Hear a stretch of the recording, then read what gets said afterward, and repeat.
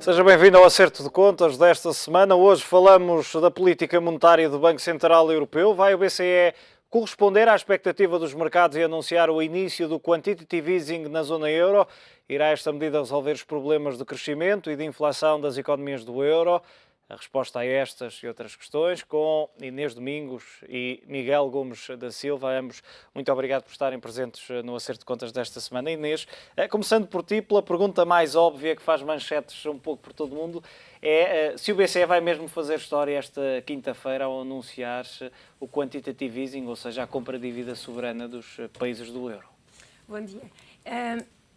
Eu acho que sim, a probabilidade maior é que realmente eles comprem dívida, ou mesmo que não anunciem já que vão comprar a dívida, e já vou explicar porque é que eu acho que o anúncio o anúncio poderá ser um bocadinho mais subtil do que aquilo que se está à espera. Eu acho que eles vão realmente dar um grande passo nesse sentido.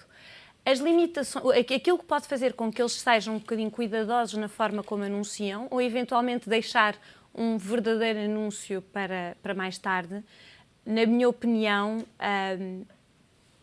são dois motivos. O primeiro são as eleições na Grécia. Há muitos membros do Conselho do BCE que poderão considerar evitado anunciar compra de dívida quando não sabem ainda se a Grécia... Que governo é que vai sair da Grécia? Que governo é que vai sair e como é que eles vão cumprir as suas obrigações, ou se o vão fazer ou não. E, por outro lado, há alguns membros que têm demonstrado alguma vontade de esperar para ver o que é que as medidas que foram tomadas até agora, que era a compra dos asset-backed securities e de alguns tipos de obrigações garantidas, se essas medidas poderão ter efeito.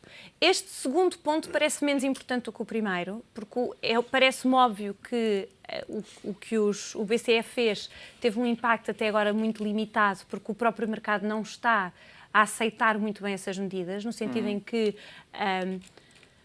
os bancos não têm aproveitado, digamos, estas medidas como poderiam fazê-lo. Mas deveria, por exemplo, esperar pela reunião pela próxima, que é a 3 de março, 3, penso que seja a 3 de março, para perceber não só o que é que sai da Grécia, como também, entretanto, e ontem tivemos alguns dados, e já vamos falar um pouco disso, nomeadamente a concessão de crédito e da procura por parte das famílias e das empresas, que melhorou um pouco também, ou continua a melhorar, embora de forma muito lenta, mas deveria esperar um pouco mais por esses efeitos, ou não faz grande sentido continuar a esperar, sendo que, e também é algo que vou perguntar a seguir ao Miguel, a verdade é que já estamos há muito tempo a falar, e podemos dizer à espera deste que é. Eu acho que não faz muito sentido esperar, e eles a esperarem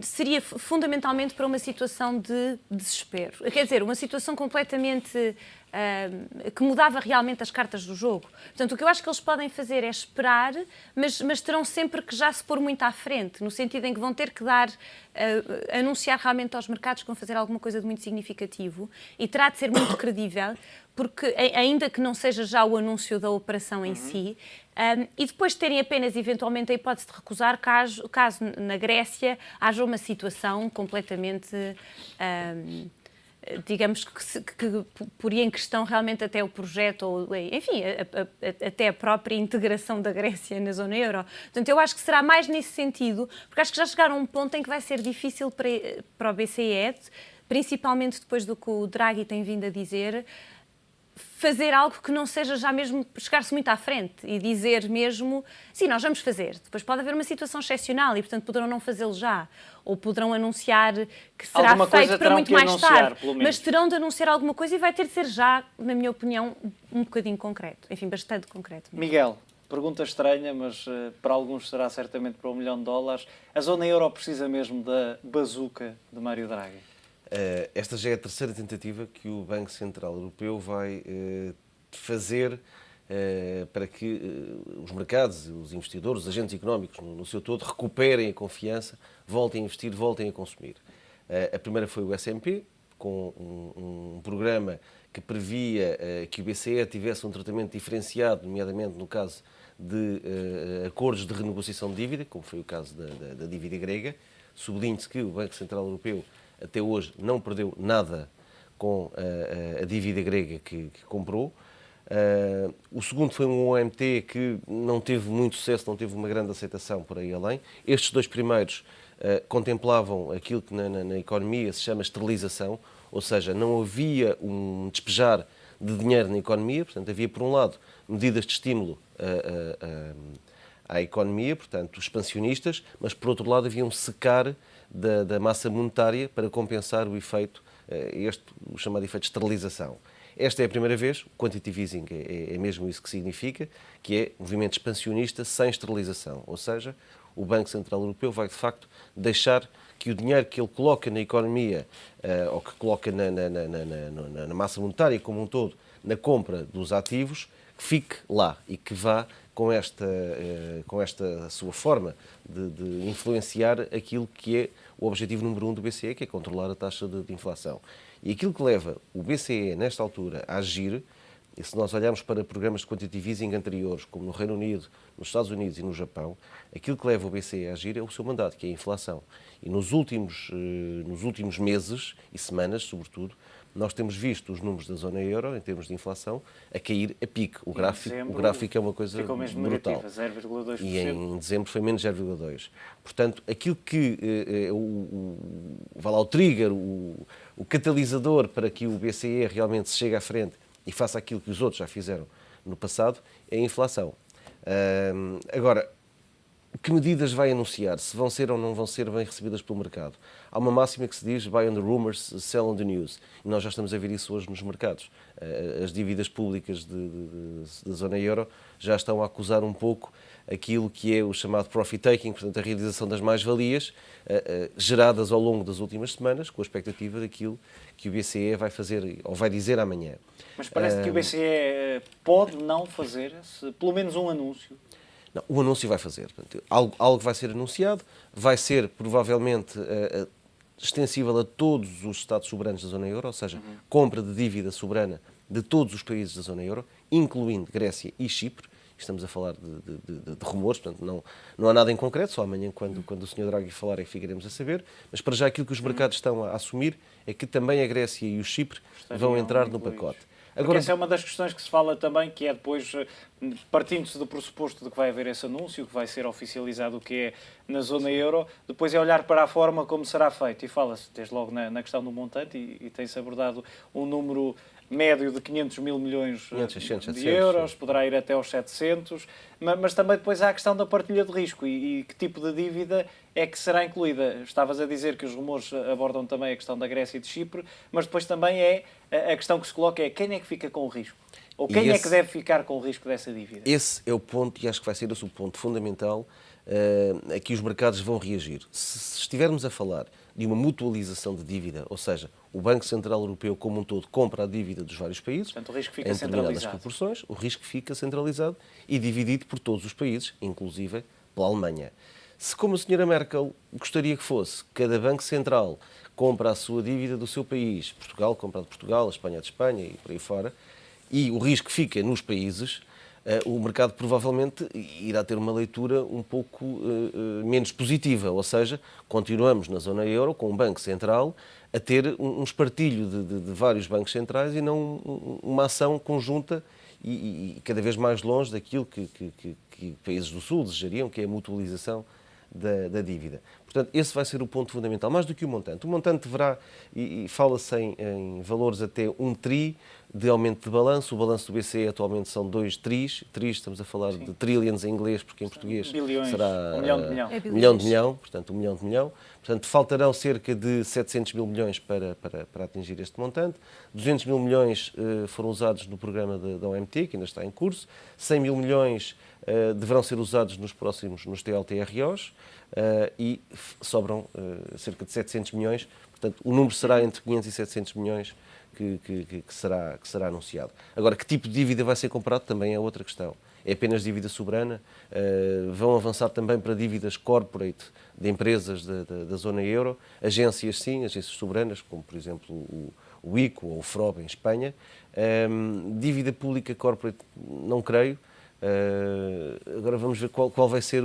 Mas tudo muito depende, mesmo que o Sr. Draghi não anuncie montantes, aquilo que ele vai dizer, ou a convicção que ele vai dizer, vai ser determinante para o comportamento dos mercados. E aí podemos dizer que ele tem sido o mestre Sim, da palavra, basta olhar comunicação. para 2012, quando disse que iria fazer tudo o que estivesse Sem ao fazer seu nada. alcance para E não foi preciso salvar o fazer euro. nada. Inês, a mesma questão que é, também te parece que o cerne de toda esta questão vai estar também, não necessariamente se vai ou não haver o anúncio, de resto ambos partilham a mesma perspectiva de que vai ser pelo menos feito algum anúncio já amanhã, mas ao nível do risco, quem é que fica com risco? E já agora acrescentaria aqui uma questão que é, e queria saber a tua opinião, se faz sentido, ou qual é que seria o cenário mais ideal, se seria mais centralizado no BCE, ou como dizia o Miguel, e também é um dos cenários levantados, cada banco central de cada país teria que comprar dívida do próprio país e aí poderia obrigar os governos de cada país a fazerem algumas reformas, caso contrário seria o próprio Banco Central a sofrer as consequências, por exemplo, num cenário de incumprimento.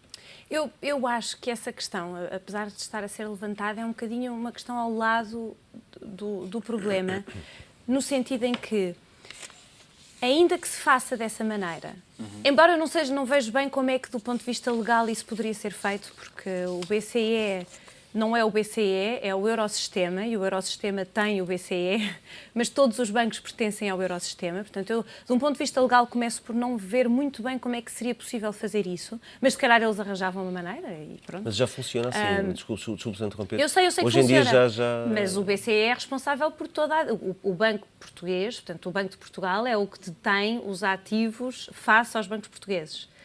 Mesmo com todas as operações do BCE. Não, mesmo a compra de ativos, no caso, por exemplo, das cover também bonds, primeiro e segundo compra, claro, foram locais. São Portanto, locais. Faz parte do balanço do banco local. Exatamente. E é risco do balanço local. Mas o Eurosistema, não é? Portanto, o Eurosistema, que é a responsabilidade de todos, não é só responsabilidade de Portugal, é que tem esse risco. Não é só o Banco Português, o Banco de Portugal, neste caso. Não. Ele é no banco de cada país. Eu percebo que é no banco de cada país, mas o banco de cada país pertence ao Eurosistema, está a Mas em perceber? caso de divisão em caso de divisão dos bancos, fica claro, em caso de divisão dos bancos, exatamente. Mas o problema está precisamente nisso, em caso de divisão dos bancos. Portanto, o risco ficaria para cada país se realmente a zona euro separasse e que tivéssemos bancos centrais separados.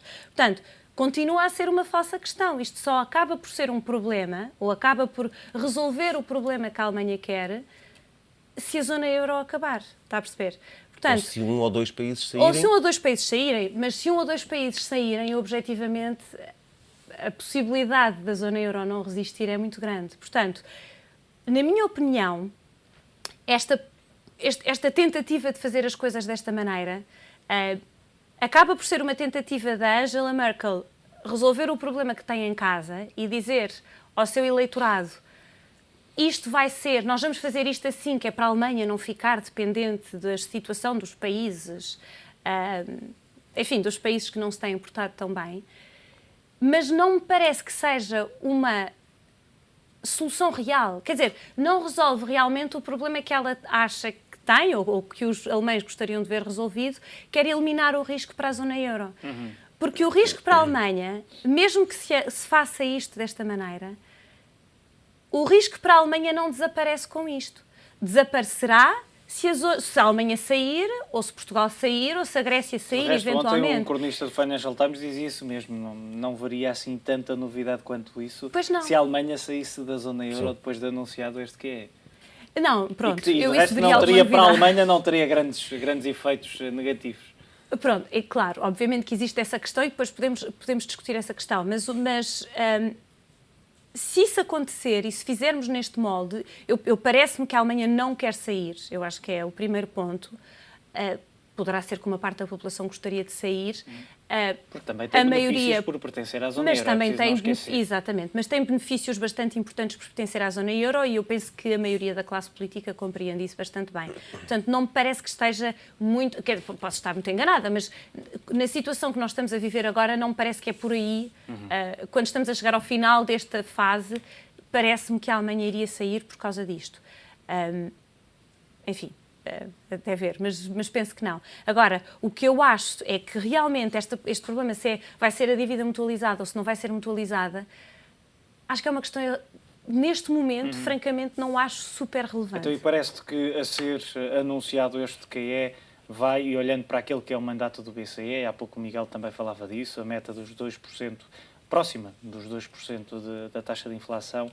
Parece que vai conseguir, avançando com este QE, vai conseguir controlar, estabilizar e evitar, de resto, aquele cenário que se anda a antecipar, que é de deflação. Eu acho que o BCE fizer vai, obviamente, ajudar e, sobretudo, vai ajudar os mercados a recuperar uma certa confiança. Sobre se vai ter um impacto real na economia, eu tenho sempre uma limitação muito... Eu acho que o BCE já tomou muitas medidas, eles já expandiram muito a quantidade de ativos que tinham no balanço, chegaram a 2012...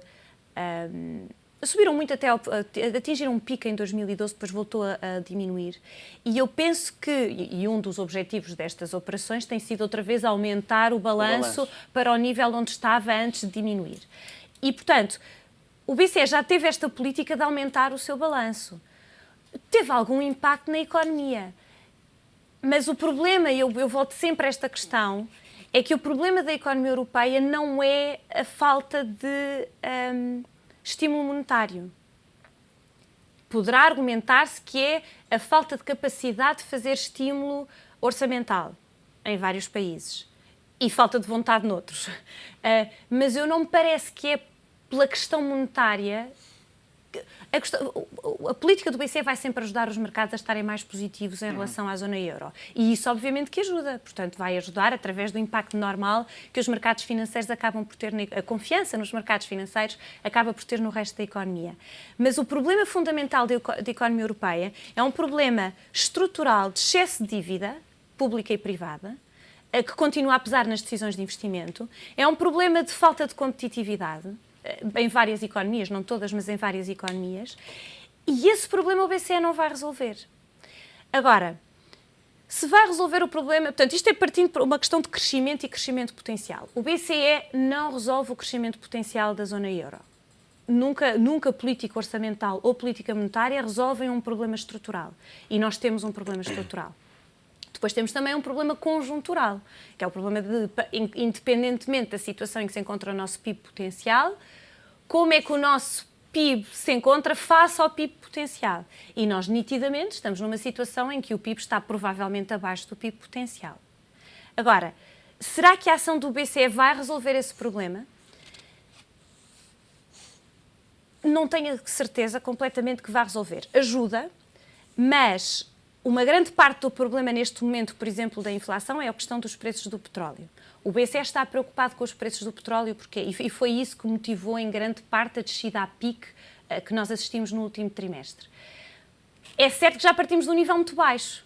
Portanto, de repente, os preços do petróleo vieram intensificar aquela tendência que já vinha com uma inflação muito reduzida e os preços do petróleo intensificaram isso e trouxeram a inflação para níveis que o BCE não gosta de aceitar e não quer aceitar. A par com o abaixo de produtos alimentares também, que a alimentação como um todo também diminuiu, ajudou a trazer a inflação para baixo. Ajudou a trazer a inflação porque há questões que no ano passado não foram diferentes.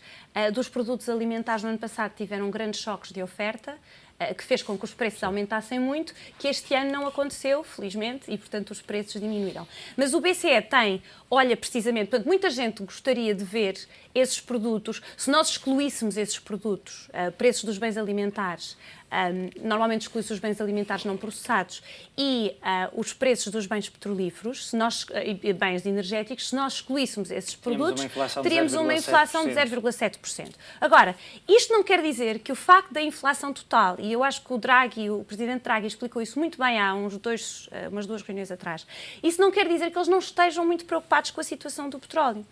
Não estariam tão preocupados se nós tivéssemos partido de uma taxa de inflação de 1,5%. Não é? Mas como nós partimos a meio do ano a 0,7%, e porquê é que ele mesmo assim mantém-se preocupado com esta situação? Porque o efeito, nomeadamente do petróleo, menos dos produtos alimentares, porque esses acabam por ter outras flutuações, mas no caso do petróleo, se isto entra dentro das expectativas das famílias, afeta as negociações salariais e, por esse efeito, pode provocar realmente uma tendência a ir realmente para a deflação. E eu acho que é isto. não é tanto o problema da inflação estar baixa, o que o BCE neste momento está a combater É entrar num cenário de deflação. é entrar num cenário de deflação por virtude de umas expectativas realmente muito baixas sobre a inflação, também influenciadas pelo petróleo. Miguel, perguntar-te também se te parece que esta decisão, mais ou menos nos parâmetros que temos aqui abordado, o que é se poderá resolver o problema da inflação, mas também, por exemplo, e ontem saíram dados do próprio BCE sobre o financiamento, continua muito baixo, mas continua a crescer lentamente, há mais procura por parte das famílias e empresas, há mais, segundo o BCE, predisposição por parte dos bancos para emprestarem, mas poderá, por exemplo, resolver, ao comprar dívida, poderá resolver o problema do financiamento, esse dinheiro que é entregue, essa dívida que depois é entregue ao BCE e o dinheiro que vão reaver poderá ser reinvestido e assim ajudar também os países a recuperarem de certa forma e, por outro lado, se abaixo vai provocar certamente uma baixa dos custos de novos financiamentos, poderá também, aliada à primeira parte, ajudar os países neste processo de recuperação. A ideia do BCE, e volto a frisar isto porque é importante e distingue dos outros bancos centrais, é a inflação. Portanto, ele está preocupado. A inflação, e ele olha muito para uma inflação a 5 anos, daqui a 5 anos. Portanto, é uma inflação forward que atualmente está em 1,4% e que deveria estar em 2%. E esta inflação vai ser determinante para aquilo que são as expectativas do Banco Central Europeu em relação ao programa de quantitative easing. Só que o mercado e o mundo é como é e é composto por pessoas, por empresários, por consumidores. Por incrível que pareça, nós chegamos a uma situação de excesso de endividamento nas economias e a saída desta crise vai depender do crédito, precisamente. Ou seja, é preciso que o crédito aumente para que as empresas tenham acesso a novos meios de financiamento para investir. Mas para isso é preciso que os empresários sintam confiança para pedir dinheiro emprestado ao banco e investir. E é preciso que as pessoas individuais se sintam com confiança para pedir crédito e comprar um carro novo e de férias, para o que é que seja. E é engraçado porque nós temos, dos exemplos anteriores de quantitative easing, mais uma vez o Japão, Reino Unido e Estados Unidos. No Reino Unido e Estados Unidos funcionou o quantitative easing porque houve, de facto, um aumento do crédito a seguir ao anúncio do programa de quantitative easing. No Japão, não. No Japão não funcionou e continuamos com a inflação baixa, com a economia estagnada, enquanto no Reino Unido e nos Estados Unidos aconteceu precisamente o contrário e as economias descolaram. Portanto, não podemos dizer que é só, e pegando nessa tua não deixa, é só despejar dinheiro. Não é só uma questão de montante. Não é. Aliás, muitas vezes a brincar fala-se que poderia o BCE fazer como já foi feito há uns anos, se não me engano, foi no Japão, distribuir dinheiro ou vales de compras pelas pessoas. Porque o que realmente é preciso é colocar as pessoas a consumir. Só que se estivermos numa fase de deflação, ou inflação negativa, como se prefere chamar, a esta situação atual, porque deflação já é um estado quase crónico de negativo e com um peso psicológico bastante mau, a inflação negativa que atualmente temos pode levar e pode conduzir a uma situação em que as famílias e os empresários adiem o consumo. E isto é o terror para qualquer banco central e para qualquer economia, que é, nós não vamos comprar hoje porque amanhã vai ser mais barato. Imagina isto numa escala global, tem um efeito terrível em toda a economia e destrói completamente uma economia. Portanto, o Banco Central Europeu está preocupado com a inflação. Por exemplo, no caso dos Estados Unidos e do Reino Unido, as âncoras para começar a baixar os níveis de quantitative easing eram o desemprego. Não sei se recordas, depois eles abandonaram e foram para outros, mas no início a meta era a taxa de desemprego. Portanto, era a economia, era o crescimento, era o pleno emprego, que eram fundamentais. No caso da FED tinha um duplo mandato, ao contrário do BCE que tem um... O BCE está limitado a um mandato de inflação. Portanto, eu receio que, e este é um dos pontos que pode ser aqui uma ameaça, se quisermos aqui uma análise SWOT, é que a inflação recupere, seja porque o petróleo volta novamente a subir, seja porque motivos for, e o BCE retira o pé do acelerador antes de a Europa, ou a zona euro, ter feito as tais reformas estruturais... Sem dar tempo para que seja E sem dar tempo para que possamos criar condições para o desemprego voltar a subir, que está muito alto, voltar a descer, porque ainda está muito alto, e para a economia voltar a crescer. Muito bem, já continuamos a analisar este tema. Antes fazemos um curtíssimo intervalo. Não saia daí.